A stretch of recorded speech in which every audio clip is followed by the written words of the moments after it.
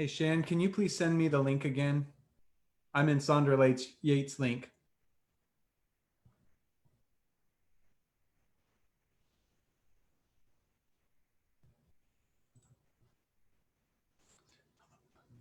Got it.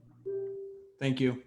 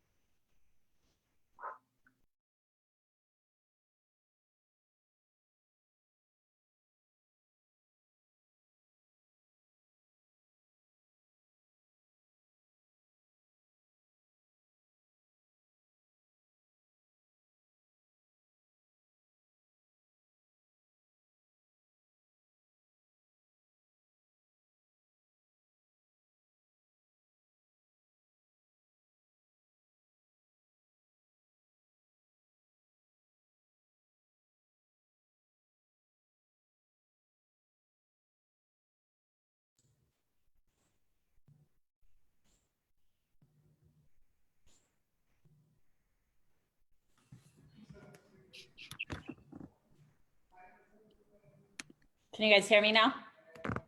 Yes, we can. Okay, good. Hi, Kristen. Hi, how are you? Wonderful. How are you doing? I'm okay. It's been an interesting day. We're going to start with the market update from Daniel, then we're going to kick it to you. Okay. All right, You need to I'm change here. your name. Let me see here. So we're gonna launch it right now. Sean, if you could do me a favor, can you pin us up on the webinar so that way Facebook Live is not doing, it's not changing over from speaker to the next person. That'd be great. All right. So I'm gonna go ahead and jump into the market. How you doing, Kristen? By the way. Good. Glad to have you on. So, I'm suddenly looking at my computer hoping it doesn't die. 28%. I think that'll be all right. Well, you guys ready to get started? let's get started. Yeah. All right. Good afternoon, everyone. And we appreciate you joining us. This is Central Valley Real Estate Market number 3. And we have a special guest today, and we're going to hear from here shortly. We have lots of great items to discuss. I'll be monitoring Zoom and Facebook Live for your questions. I just want you to know that I'll be looking away from the camera from time to time, and I'm just monitoring those questions that we're going to have for the group and for our guests. Let me get to the introductions. Andy and Daniel Del Real from the Del Real Group of PMZ Real Estate. Andy has been in real estate for 14 years. Daniel has been in real estate for 16 years. They have 7 sales agents, and in the last 12 months, they have sold 269 homes, nearly 90 million in volume. Aaron West, the West experience of PMZ Real Estate. He's been selling real estate for 15 years, and Aaron has 3 buyer's agents, 1 listing agent, and 3 admin staff. And in the last 12 months, his team has sold 122 homes. So between the West Experience and the Del Real Group, they've sold nearly 400 homes in the last 12 months. So that's lots of experience. And our other guest, Sandra Yates, who's been doing loans for 22 years. In the last 12 months, she has done 162 loans, 43 million in volume, and that's a heck of a lot of loans. My name is Ben Balsba. I serve as president of the residential division of PMZ Real Estate. This is my 20th year in real estate, and we have over 600 agents here in the Northern California area. So before we get to our guests, I'm going to kick it off to Daniel, and he's going to give you a real estate market update on what we've been seeing since our last update. Daniel? Hey, thanks, Ben. All right, so last session we talked about the Sacramento and Stanislaus County, San Joaquin County real estate market and inventory trends, and some of the questions that we were getting are months of inventory. That's a lot of the fear, and the conversation we're going to have with Kristen as well is how quickly can we get our people back to work, because of course unemployment is going to have an effect on inventory. So we looked at the current inventory trend level. So I'm going to bring up a graph here. Not sure if you could see this inventory. That's a lot of. Yeah, we could see it. Can you see it? Are you able to see this graph? Yes. Yes, we can. Thank you. Sorry, we had a couple windows that pop up. So Sacramento, starting with Sacramento County. So what inventory levels are is if there was no other listing listed on the market from today on, how soon would we run out of inventory given the current absorption rate? How many homes are going pending every single month? So the current inventory level right now, if we look at today's, say in Sacramento County, you're looking at about less than 2 months of inventory level. A normal market, Aaron, you have the numbers on that, but I believe it's 4 to 5 months of inventory, correct? Aaron's muted, but yes, that is correct, Daniel. And then, so I'm going to go down and look at even San Joaquin County. San Joaquin County is sitting at about 2 months of inventory. And then Stanislaus County is sitting at a little less than 2 months of inventory. So that's the current inventory level. A normal market's about 5 months of inventory. So if we go back and look at the housing correction, just to kind of answer some of the questions on what's the difference between the 2008 crash and are we feeling something like that now? I wanted to kind of address that. So if I stay in Stanislaus County right now and I go back to our trend report and I go back 15 years on a quarterly report, this is going to show you a bit more of the spike of inventory that we received whenever we got that correction. So this, if you notice the spike here, where we were almost up to 20 months of inventory compared to where we're at right now, which is at 2 months of inventory right here. So to answer the question, we have not seen that spike. Now, there's a potential of a possible slowdown depending on how quickly everybody gets back to work, Q3 and 4. And that's why we're going to continue doing these calls to monitor real time what that inventory looks like. So if we start seeing a change in that, you guys are going to be the first to know being on a call like this. If we go and look at Sacramento County, you see that it's very similar chart. Big spike, big difference between what we felt and what we saw in 06 through 08 compared to what we're seeing now. And then San Joaquin County, you see that mirrored as well. So inventory has increased slightly in the last month, and I'll show that right now. So let me go here and do in your chart. So what does 2 months of inventory look like number-wise? So that's 646 listings on the market in Stanislaus County. There's 342 pending sales. That's where you get that 2 months, and 344 sold properties. So that's what our current inventory looks like right now. I think Aaron has information on. Daniel, can you go back to that and pull that back up? Sure. Because one of the statistics that I found very interesting on this is if you go back to February and March and April of last year, the number of homes was dramatically higher than it is today. So we're certainly not seeing a spike in homes. It's increased, but the number of homes that it's increased is what, 47 homes, and we had an increase of 27 homes. So you're really not talking about a dramatic increase in the number of homes on the market right now as well, which I think will change as we start to see us opening up, which we'll talk to Kristen about a little bit as well. Okay, Daniel, I can take over now for just a quick second.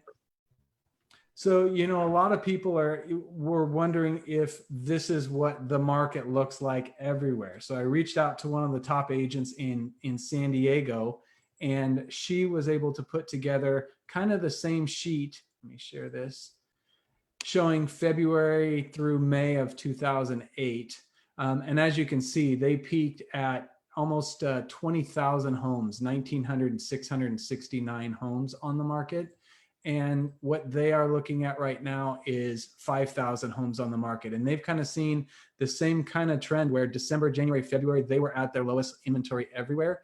And in talking to her, one of the things that she said as well, and what we're really starting to see is we're starting to see an uptick as the government and as the county have started to show that they're willing to relax a little bit, and people aren't moving so much from fear. We're starting to see an uptick in activity in showings and properties that we're putting pending. And I think that's a trend that's going to continue as well.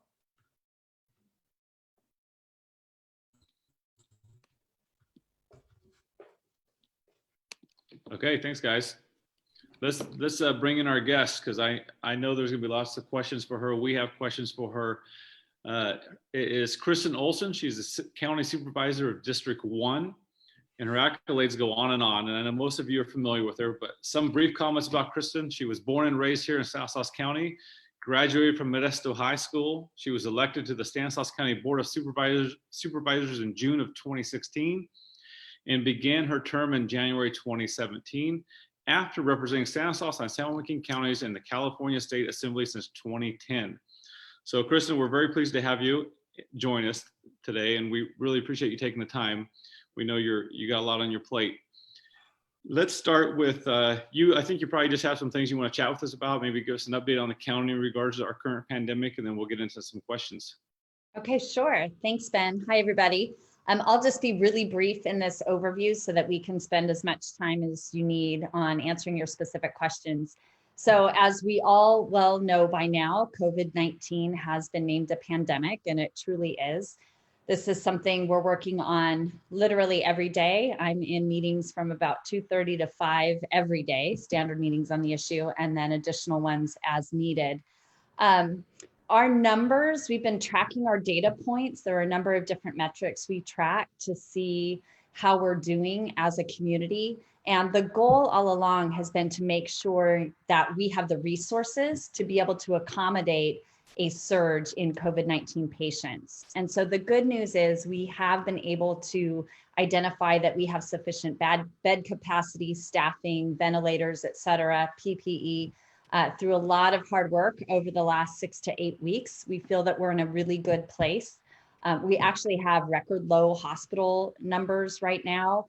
And so we believe it is time that we begin, and we did begin about a week ago, but we believe now it's time to open even further some aspects of our local economy because those metrics have been met. And so we are working at feverish paces to figure out what that could look like.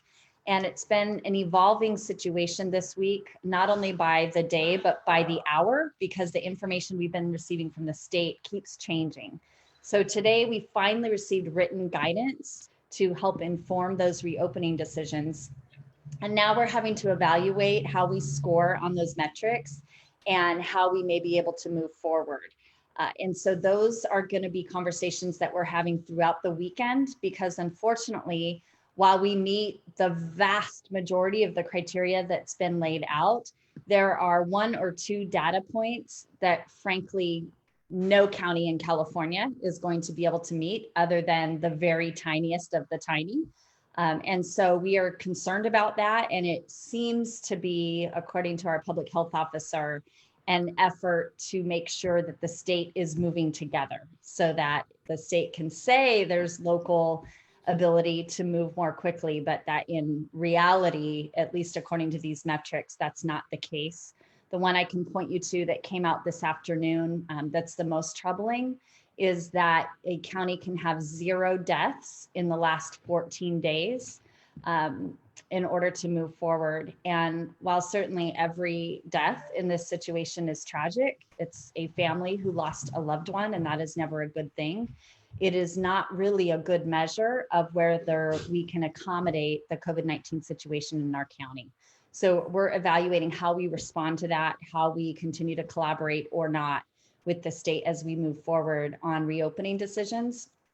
Our goal has been to open not everything, but as much as we safely can by or before May 18th, including things like restaurants at certain capacity levels. That's still all being discussed, maybe 50%, as well as a number of other facilities and activities. So we're still aiming for that goal. It became more difficult today, but we're still working on finding ways that are data-driven based on medical science to be able to move forward and meet that timeline. Happy to address challenges that we're facing economically as well. Obviously, this is a public health crisis, but it is also an economic crisis. It was announced today that the state is facing a $54.3 billion deficit. That's on the heels of what was a $5.6 billion surplus. So the tables have turned significantly. Locally here in the county, property tax wise, we're actually doing really well, even better than last year. We're not sure that will hold with the November tax deadline, but at least for the April one, our numbers are looking really good. Our housing market, which you all would know better than us, but our housing market has been not bad so far. So we're tracking that closely. Our greater concern is in sales tax, and the drop in sales tax revenue has been enormous at the local level and across the state, which has contributed to this state deficit.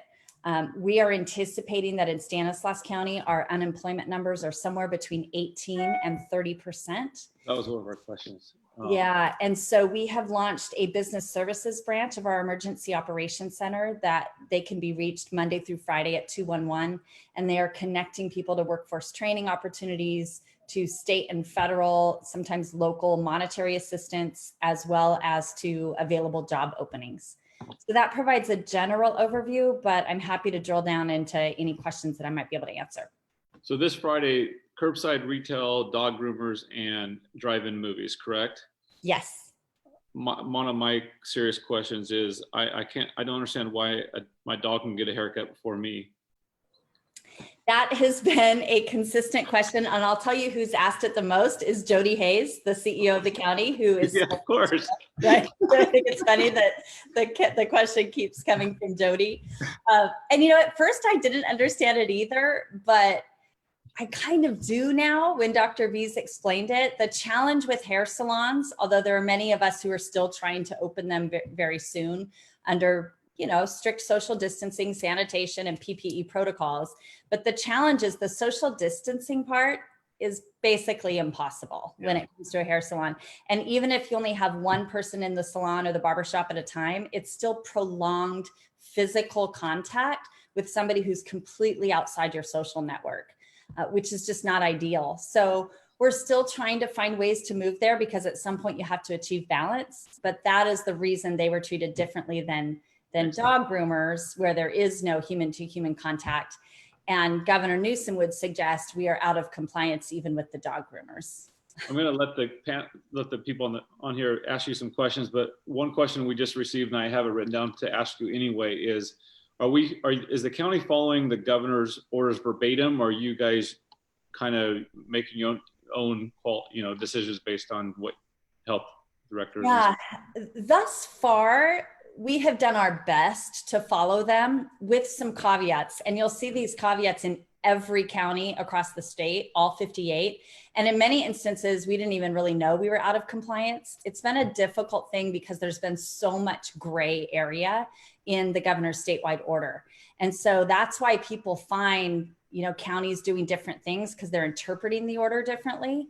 So All we knew is there were other counties surrounding us that were allowing pet grooming. So we decided to allow the same. We didn't see it spoken to in the governor's order. And then today, when much more detailed plans come out, we see that's not until his phase 3 or something.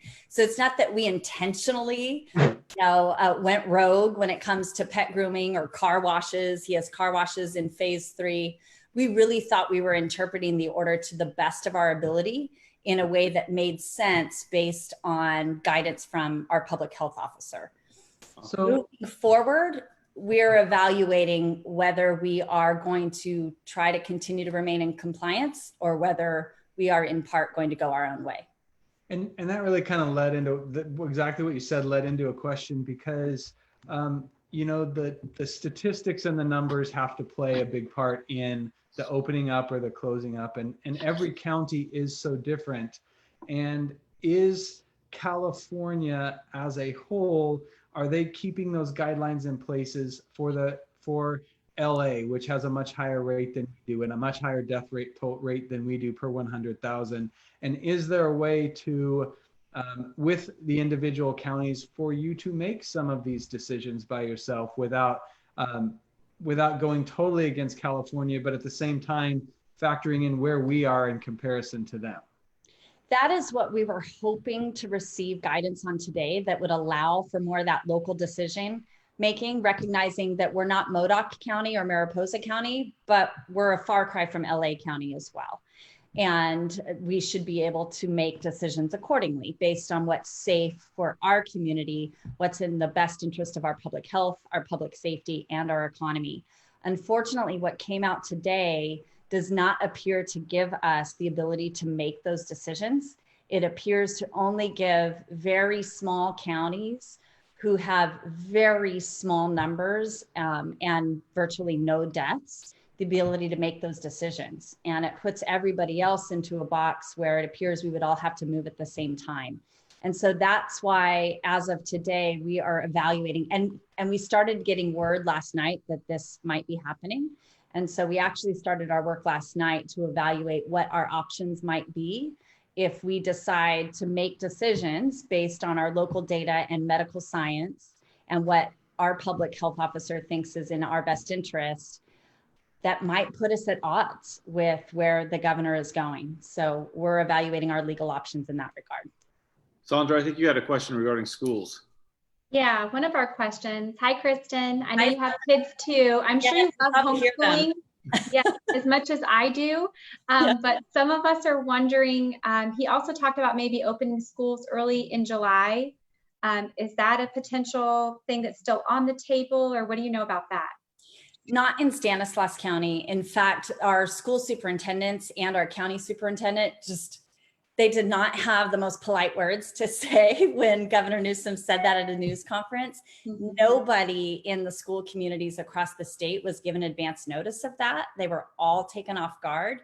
And at this point, our local school superintendents have said there's just no way that they can be prepared to open schools that soon. And they're less concerned about it because our schools open a lot earlier than some other districts anyway, since we open, I think it's the 1st or 2nd week of August. Mm-hmm. So they are not planning on opening up early. They're still planning on sticking to that. I want to say it's around August 10th date. Mm-hmm. Okay. Andy. Regarding the dog groomers, is there a protocol or any certain procedures that you guys are giving to dog grooming places to follow? I know when I reached out, because I do have a few furry babies that definitely are in need of some grooming, and they were still kind of unsure of how it's all going to kind of play out, what steps they need to follow, certain, procedure. Can you share any light on that? Yeah, that's good to know. They should, I haven't verified myself, so it reminds me I need to go do that today, but they should have been posted online on our stanemergency.com website. If people go to stanemergency.com and click on the coronavirus visual, then that will be take them to the page that lays out the orders. On that page, there should be specific guidance on there for the dog groomers. So again, I will verify that that's on there. If not, we'll need to get that up right away. But I believe it was posted on Wednesday morning. And it's pretty detailed information about the rules that they need to follow. You know, Kristen, if maybe you could speak on this for just a minute, because I think a couple of us listened to the Stanislaus County Board meeting that happened, was it Tuesday, just a few days ago? And one of the things that they had was the updated website for Stanislaus County. And I know with the hospital beds, and I can actually pull this up because I just got online and did it for you to kind of go over that. Can you talk about, you know, it seems like there's a fine line with opening up the county or opening up any area, with the concern being that the hospitals get overwhelmed. I think that's the whole purpose of opening this up in a slow manner. So I can share this screen, and then you can talk about kind of what the hospital situation is right now for Stanislaus County. So this is the current Stanco hospital data dashboard. You've seen that, I'm sure, probably 100 times already. Yes, thank you, Aaron. So this is the dashboard, one of, as you can see, about 5 tabs. We just added the neighborhoods tab for the first time yesterday morning. And each week we look at how we can improve the display. So every week you'll see either new data points or displayed a little differently to improve its readability. And again, the new one this week was being able to report by zip code in that neighborhoods tab. But for here, hospitalizations, we think this one's really important, because the goal that was laid out when all this started was that we need to flatten the curve to make sure that we're not exceeding the available capacity within our hospitals. And if we show modeling where we might do that, then we needed to stand up temporary alternative facilities. So this shows that we're actually in a really good place, but it can be a little bit confusing. So I'm not sure if they've added some of the caveats yet to the dashboard, but I'll explain them. So the 92 number, 92 reflects the number of Stanislaus County residents who have been hospitalized at any time since this pandemic started. You know, that since of known COVID-19 cases. So that does not mean we have 92 people in the hospital today. Most of those have already been released, but at some time, if the cumulative number of everybody who's been hospitalized is 92. The 40 number is the total number of patients who are in hospitals today, but that number includes people from out of county. So the 92 are only Stanislaus County residents, but the only way we can get the daily numbers is from hospital reports, and they don't delineate between Stanislaus County residents or not. So for example, many of our hospital systems have hospitals in other counties. Let's take Kaiser, for example. So Kaiser may take a patient who lives in San Joaquin County and put him in Modesto's hospital. So that number 40 would include those patients.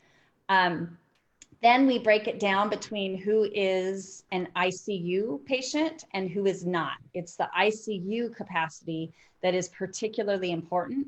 And this is showing that today we have only 3 people in ICU, possibly four. The 10 and the 1 are suspected.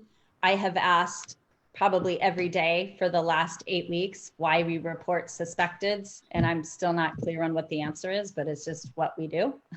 But we know for sure there are 26 people in non-ICU beds today and 3 in ICU beds. And then beyond that, you know, we track the number of available ventilators, the percentage available ICU beds, total beds, and you can see we're in a really good position. At the same time, we track 4 different models showing our curve. Only one of those models now still shows us going above the 600 beds. So there are 1,200 licensed hospital beds in Stanislaus County. We estimate that at any given time, about half of those will be filled with non-COVID-19 patients. So because of that, we estimate that we have about 600 beds available on any given day for COVID-19 patients, which is how we get to that 54% number. So as you can see, with 40 people in the hospital, we could accommodate a lot more patients before we're in a position where we would have to stand up a temporary facility like the old Scenic Hospital. But that's something that you guys have a contingency plan. If that were to happen, we have the capability to handle more if that happened. correct? We do. So we've announced that we'll open the old Scenic Hospital to accommodate a surge beyond 600 beds that the hospitals could accommodate if we need to. And in fact, we've already moved beds into that facility. They're empty. It's not staffed right now, but we could turn that on in a day if we needed to. Beyond that, we've identified additional locations throughout the county that we could turn into an alternate site. We don't have beds in those other locations yet because we think the odds of us needing to use them are pretty low, but we have identified other sites that we could turn into an alternative care site if needed.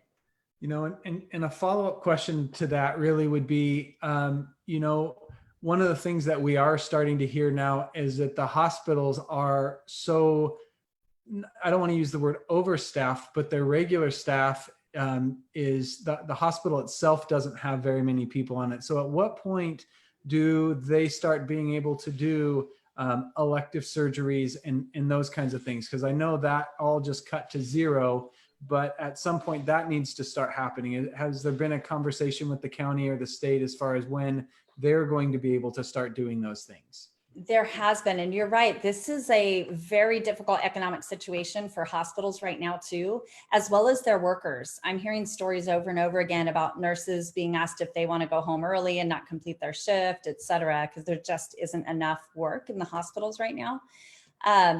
And I think the hospitals, and I haven't looked at which one, but there's a $1 billion request into the state of California right now to make hospitals solvent.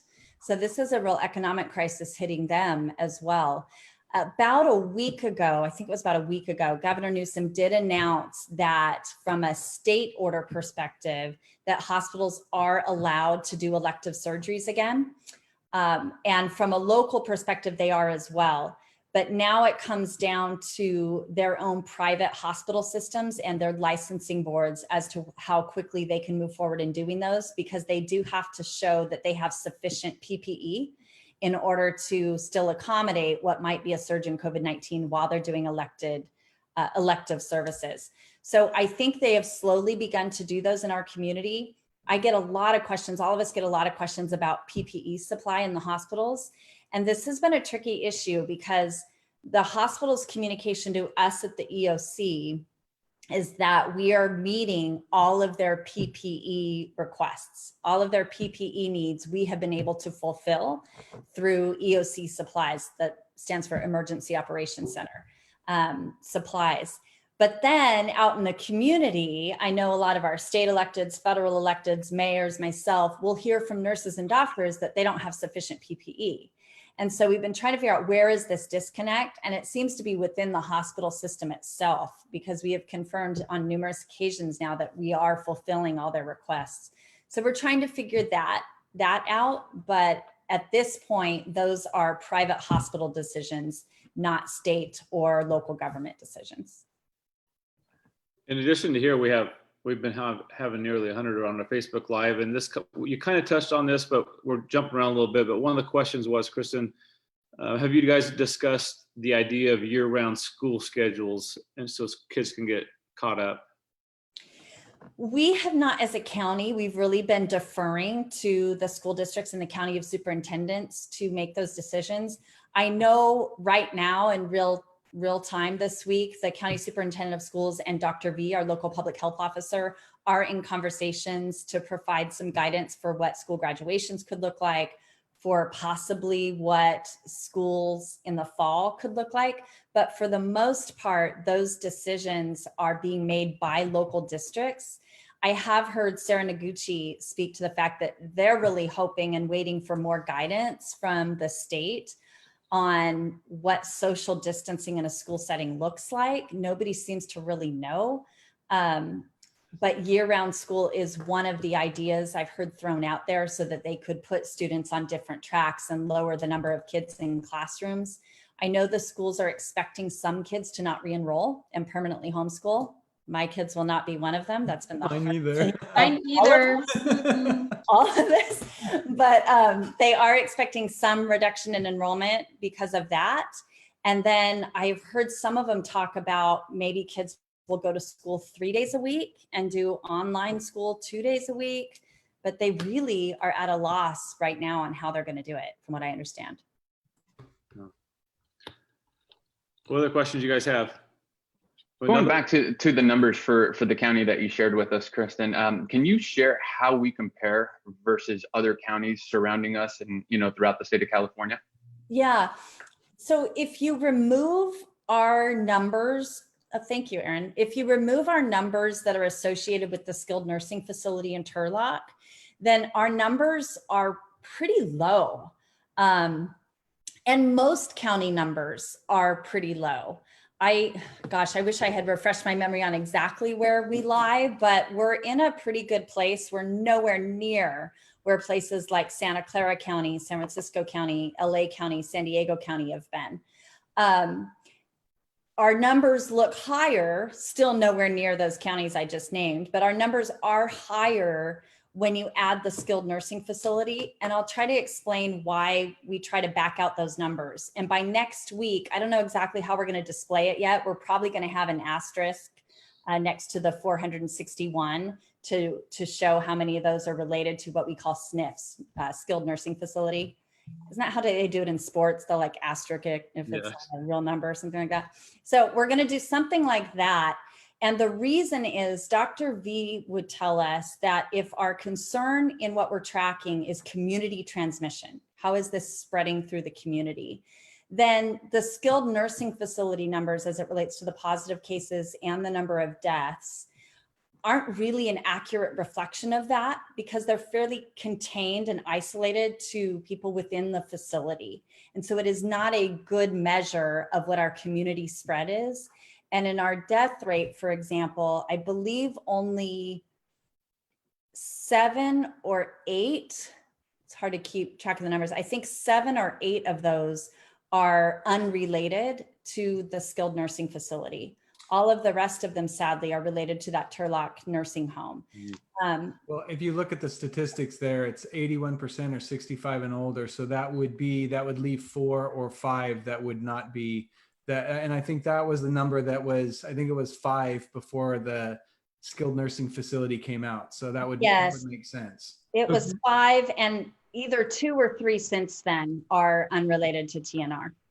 So given those numbers, like how open is the county willing to like go into that gray area and open up our county a bit more? That depends on who you ask. If you ask me, and I would venture to say the vast majority of the Board of Supervisors, if not the unanimous opinion of the Board of Supervisors, we would go pretty far. I don't think we're at the point where we can allow for large gatherings of people again. I think that is still problematic. There was recently a gathering of 50 more people unauthorized, and we have 14 people now who have tested positive as a result of that gathering, 14 of the 50, and the rest of them are quarantined. So we're not in a good situation to be able to allow even semi-large gatherings.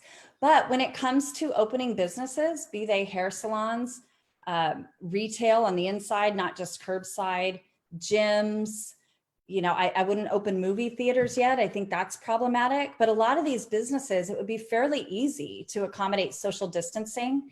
And I continue to be disturbed by so many of these essential services compared to non-essential services that just flunk the logic test, right? There's no reason I should be able to shop inside of a Target and buy a TV, and I can't shop at a local electronics store and buy a TV, right? It just doesn't make any sense. And arguably you could practice greater social distancing at a local small business and control the flow of customers a little bit better. So I think most of us, and I know virtually all, not quite all, but virtually all of the mayors are there or beyond, would open most establishments, most business and activities within the next 2 weeks under strict social distancing, sanitation, and PPE protocols. So let's talk about that, because how are we compared to some of the counties nearby? Like how are we comparing to them? And I know that I've heard the Good to Go initiative that you guys are doing as well. Tell us a little bit about that. And I think we're one of the few counties that are actually piloting or talking about that, right? Yes, I'm so proud of our business community. We've had 21 business leaders come together to write plans. I want to say there's 16, 17, 18 different sectors that have plans on how they could safely reopen. And we're putting it into a document called Good to Go. The purpose of that document may be changing. Initially, our plan was to provide it to the business owners so they know under what standards they will have to comply with to open, and also to consumers so they can have some level of comfort of visiting a safe business and understanding what protocols they're following. Today, actually, I think it was announced on Tuesday, the state has decided to provide those guidelines for all sectors, which isn't necessarily a bad thing. I actually think it makes a lot of sense if the standards for restaurants in Stanislaus County are the same as they are in San Joaquin County and Kern County, right? I mean, it makes sense to not have 58 different sets of rules. We just wish it had come out a couple weeks ago because it's frustrating for those who have spent so much time working on these plans. So now that group is still working on these because we may need them. The governor's only released a few of them so far. So particularly if we go forward with some of these more quickly than he does, we will still need these plans. But even if, let's say he provides all of the plans tomorrow, we see potential use for these from a marketing perspective. And I talked with some restaurateurs, for example, today, who are thinking maybe these could be the floor. And then they have these good to go plans that go beyond the floor, and businesses could advertise that they're extra safe, right? Or something like that to give some consumers confidence. So that's how they may be translating the good to go document in light of what is coming up from the governor. And you guys will be addressing this in your next Tuesday meeting, right? That's a big meeting for us, right? It is a big meeting for us. We announced this Tuesday and on Facebook Live last night that this next Tuesday, May 12th, we're going to bring a comprehensive reopening plan to the board for adoption.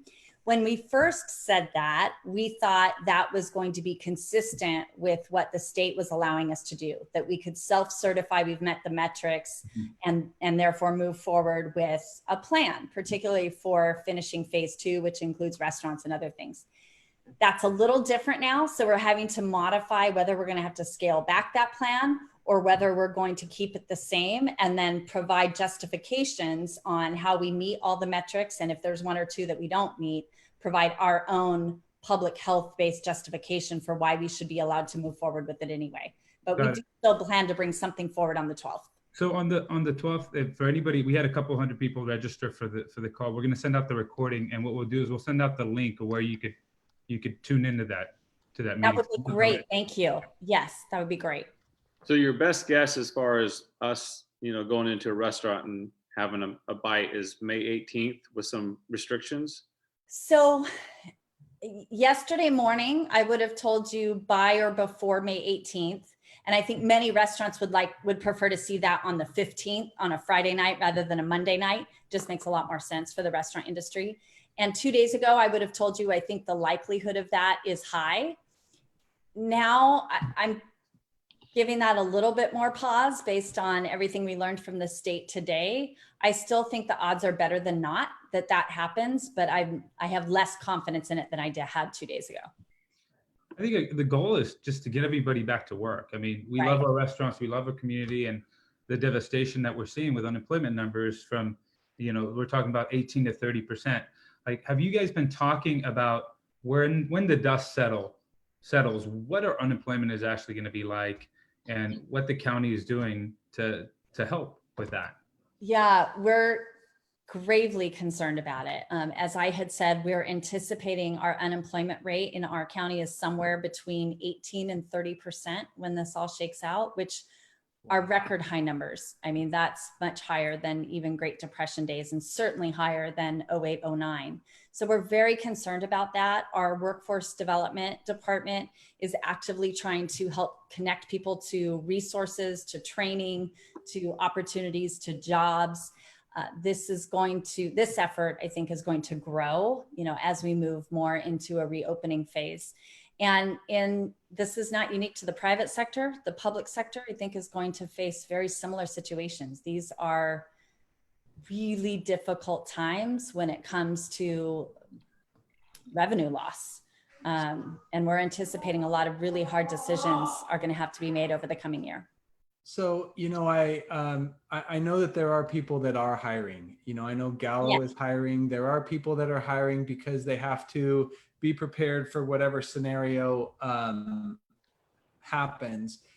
What if someone is hiring? Where would they go? If someone is looking for a job, where would they go? And I think we're running a little bit short on time, so Okay. I have another couple of questions too. So what would your advice be for that? Sure, I'll be quick on this. I would say call 211, or another way to reach the same people are 558-4793.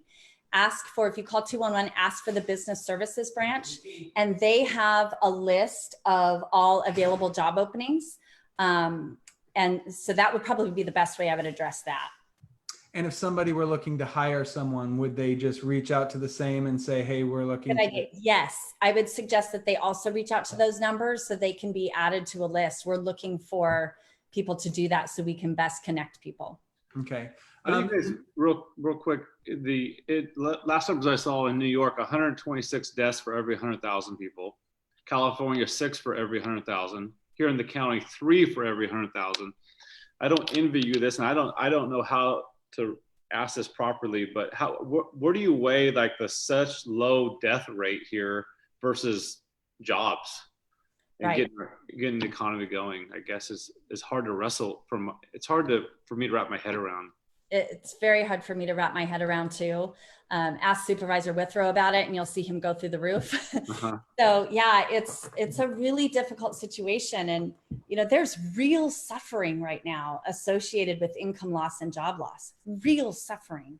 And I keep reminding people, poverty costs lives too. And so we're trying to weigh all of those different decisions, but it's been a challenging situation as most of our local decision-making authority has been. And that kind of leads into my next question, which I think is for all the panelists as well, is that, I've been reaching out to a lot of clients and people checking in and seeing how they're doing. I know that Daniel and Sandra have been doing that as well. And you mentioned mental health.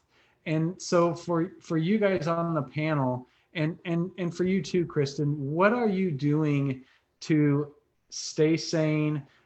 Because in every challenge, there's an opportunity.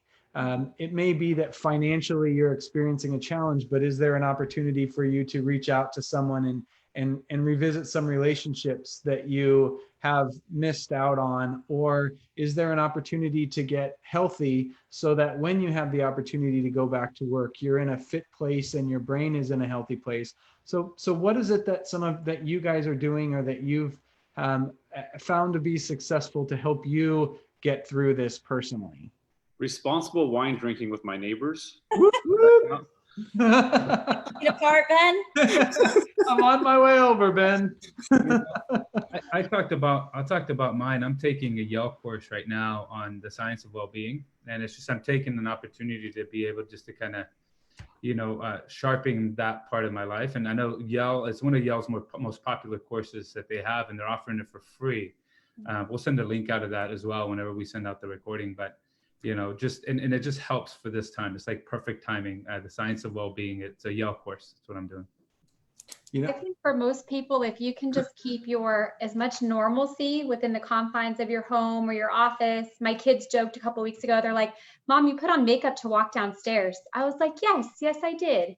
But keeping your systems, getting up on the regular schedule, it helps your kids on scheduling too. Just like keeping those normal, healthy habits, I feel like allows you to know what day of the week it is, what time is it, keeping your mind sharp and on point. That's one of the biggest struggles is keeping routines, and routines are so important. Mm-hmm. Andy, what about you, Andy? Same thing. I think a little bit of what everybody kind of mentioned, keeping the routine, waking up early, trying to get some exercise in to keep the mental state as strong as possible. My dogs are loving it. I'm taking them out on walks a little bit more, so spending a little quality time with them, but at the same time, fine tuning my budget, because of this pandemic and the personal finances, where it's gonna kind of take a little bit of a toll. I'm trying to see what areas I can cut back in, whether that means, eliminating the DirecTV bill, which I have done, and figuring out different ways that I could do it, just to prepare myself for the future as well too. Trying to support local and ordering food out, instead of having it delivered to the house. I decided to get up and, go and pick it up just to get out of the house for a little bit as well too. So little things that I'm doing.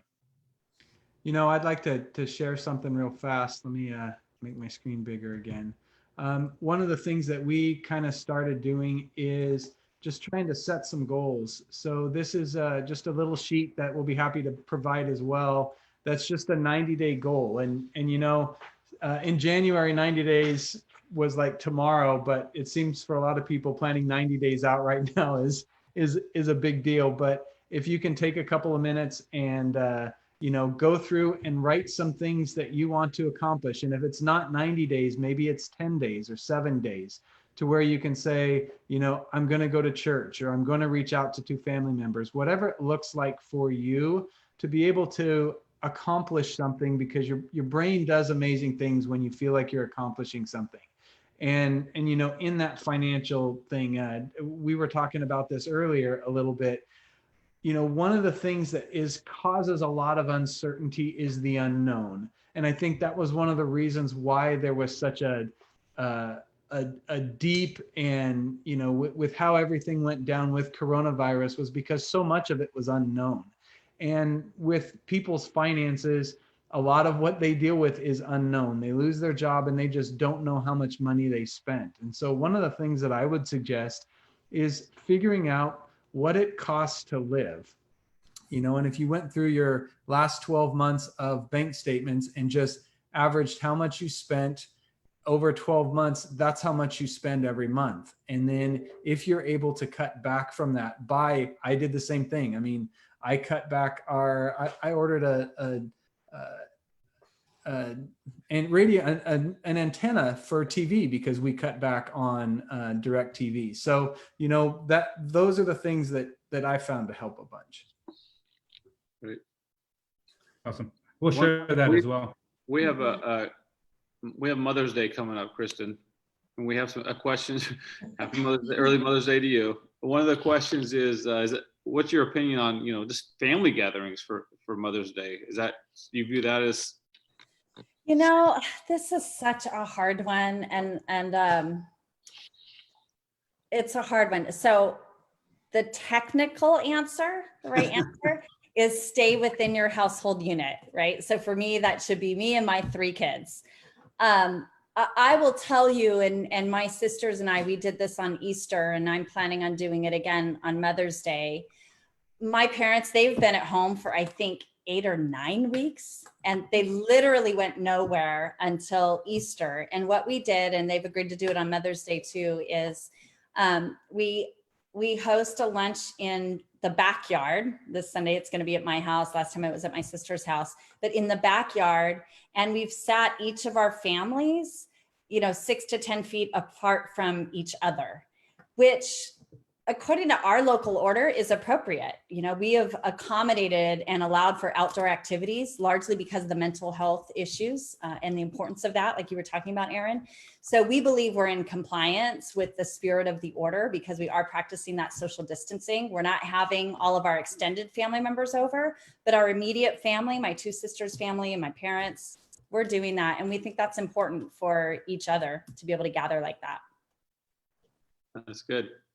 Well, I want to take a quick moment just to thank Kristen. I know that as being elected, it must be really, really tough for you to answer the same questions over and over again and not give everybody the answer that they want. And I know your hands are tied behind your back a bit, and you're going to fight for us on Tuesday. So we look forward to tuning in. But I just want to say thank you for doing that. And I know you probably don't get that as much right now because everybody's looking at you guys like the mean people, but I do appreciate it. And as much as we could dance in the gray, I know the whole county would appreciate it as well.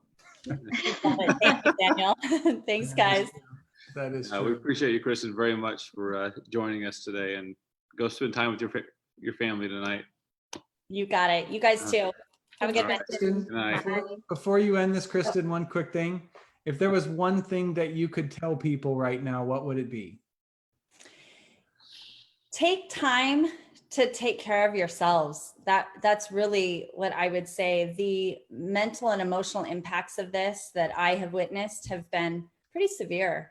So I would say, find a way to spread joy to the people around you and to find joy yourselves. It's amazing the little ways we can find that each day. Awesome. All right. Appreciate you guys. We're going to answer more. Are we going to answer more questions once Kristen gets off? Are we, is there any other questions? There's no more other questions that have come in. I want to talk about the financing, the loans. Do you guys want to talk a little bit about loans, kind of what interest rates are looking like as well too? Yeah, for Sandra. I'm so sorry. Thank you. Sure, Yes. no problem. I'm still here. It's okay. We were just talking, a lot of people are wondering what the market's doing in mortgages, because I know there's a lot of misinformation, out there. The average rate before COVID started, literally on the day the stay-home orders started, was 3.65. Today, the average 30-year loan is at 3.25. Of course, there's a lot of variables in there to get a particular rate, but the market is very, very good in terms of the time to look at a purchase or maybe a refinance to trim your budget, whatever you may qualify for. The rates have stayed incredibly low, and talks are that the government's going to maintain them at low levels. That's amazing how low these rates are. I know. You had a forbearance example too, didn't you? I know we had a lot of thoughts and questions about forbearance last time. Yeah, we do. Is Sean on the call? Would he have yes, he does. Yeah, there we go. There you go. So I had a specific client that called me. So I thought this would be a good example. This may not be your particular scenario, but I just kind of wanted to give you an idea. So I have a client whose mortgage payment was a little over $2,300 a month. Her particular lender offered her an initial 3-month forbearance. She didn't want to be at a complete deficit over those 3 months and pay no mortgage payment at all. So she elected she's going to be putting the money aside in her savings account. So because she's not completely out of work, but she has reduced hours. So that is one tip that I would encourage you. If you can put some money in savings, because even if you have reduced income, you're going to have some sort of cost of living. So for her goal is at the end of that 90-day period, if she can take that $3,000 instead of owing the whole deficit over the 3 months, she can afford likely at that time to have a much lower payment increase of about $255 at the end of that period of time to catch up on her lost payments. So that's her goal, is to keep aside in savings what she can afford, so that when her hours return to work full time, she can then repay that deficit and then catch right back up on her loan. I think this is such a great example. And I know we talked about, the forbearance, whether it's going to be in the back end or the front, and when it's going to be due. I think the number at the bottom, the 2609, being their new payment, people that are taking forbearance and not, you're not forbade from county taxes. I mean, we just had Kristen on the call right now, or homeowners insurance. Like, there's going to be a shortage in your escrow account that is going to be adjusted. So whether you pay the principal and interest at the end of the loan, you are going to have a new payment. You have to ask yourself, is that going to be something that you're going to be okay with before you just take forbearance just because you think it's a freebie, right? It might create more issues than anything else. So if you're taking forbearance, we recommend that you do it only if you really need it. Absolutely. Mm-hmm. And I wanted to just talk for a minute too about, this is a little bit of a subject change. Do you guys have anything to add for Sandra or questions for her? Just because I know that there are a lot of agents out there right now that are on this call and listening to this call. And I know Daniel and Andy and I have all had people reach out to us and just talk about, what the value of these calls. And so I wanted to take just a minute and just kind of talk about what you guys are experiencing right now. I know we're trying to keep everything at an hour, but I know personally for us, the feeling of this market has started to change, and we're starting to see activity again, and we're starting to see traction. And so, I don't know if you guys are feeling the same thing, but for the agents that are out there and that are listening to this call, it is now time, if you haven't been, to get out there and start working, because the buyers are out there. I know I think we have 19 homes in escrow right now, and that's not an accident. It's because everybody's working really hard. And so this is a time for, and I don't know, what do you guys look like right now, Daniel? I believe we're at 30, and we've had 21 new in the last 14 days pending sales, right? So people out there, the biggest thing that we got to deal with is if somebody is, say, a hairstylist or has a business, or somebody that is temporarily laid off, is talking to the lender to see, okay, it might be a condition. We have a client right now, they're conditioned to go back to work. So as soon as they go back to work, then they could close escrow on the property. So instead of just not addressing that, it's important to ask those questions to the lenders and see, okay, what kind of conditions, what kind of changes are you making if somebody is temporarily off of work, but is expected to go fully back to work after the phase 2 or phase 3.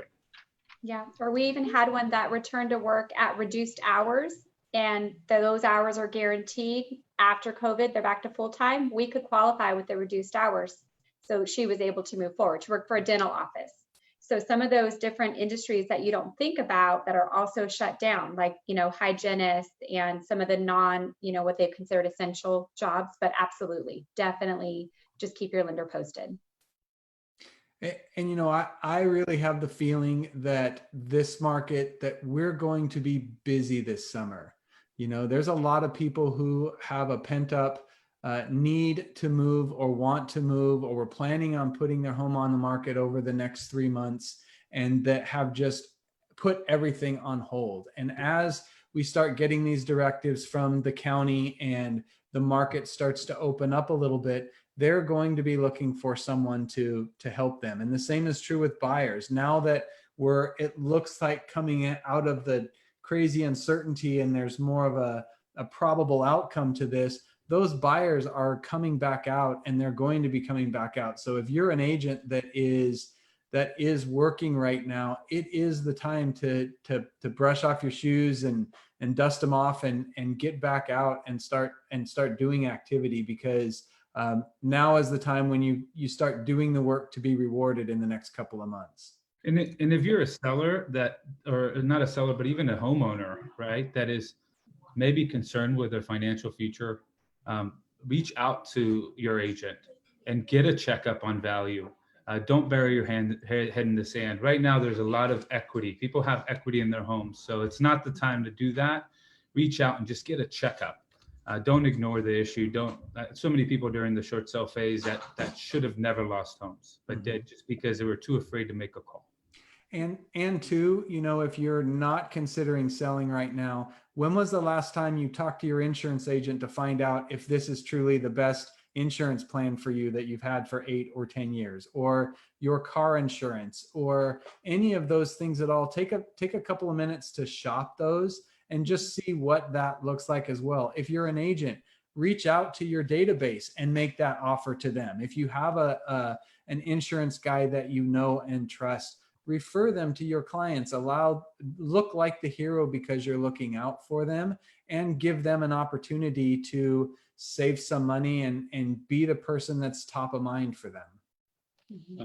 Now, I'll also add in there as well too, for the homeowners that that have an existing mortgage, look at your interest rates right now. It might make financial sense to consider a refinance, and not necessarily restarting back at 30 years.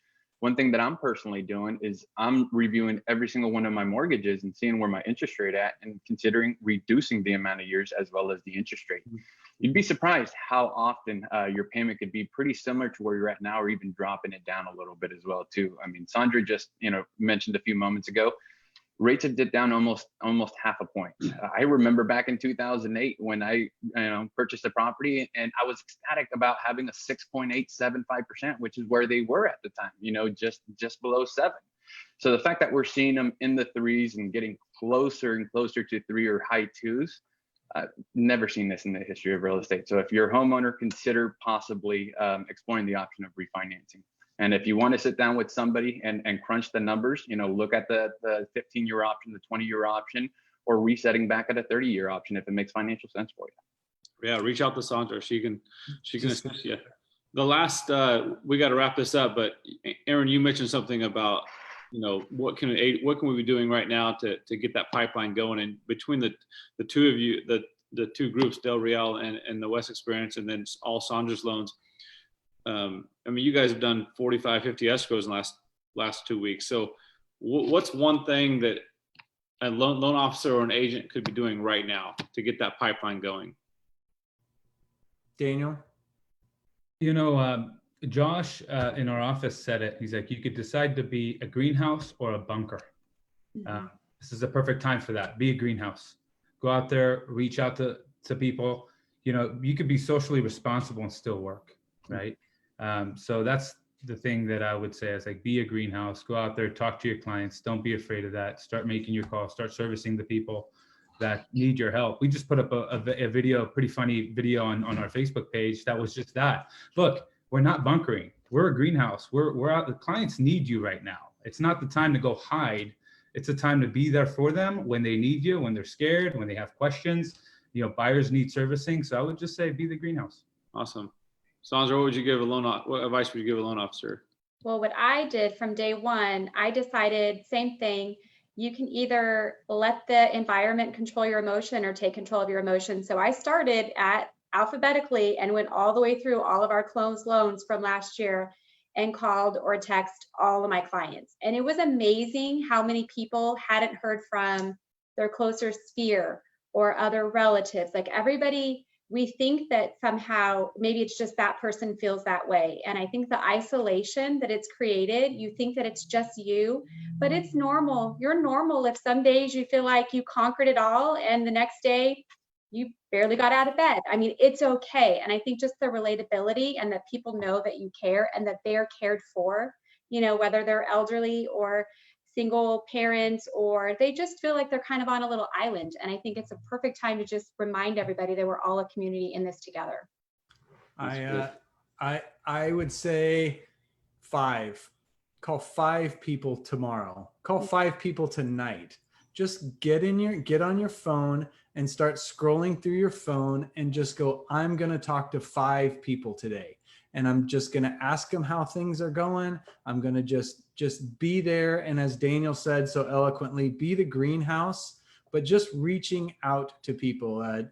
Think of it this way, if your dry cleaner called you out of the blue and said, hey, I just wanted to call and check in. I'm just calling all of our clients right now to make sure how they're doing. You know, we appreciate you as a client and we can't wait to have you back when the time comes. You're going to be like, holy crap, that was the coolest phone call I've ever received, right?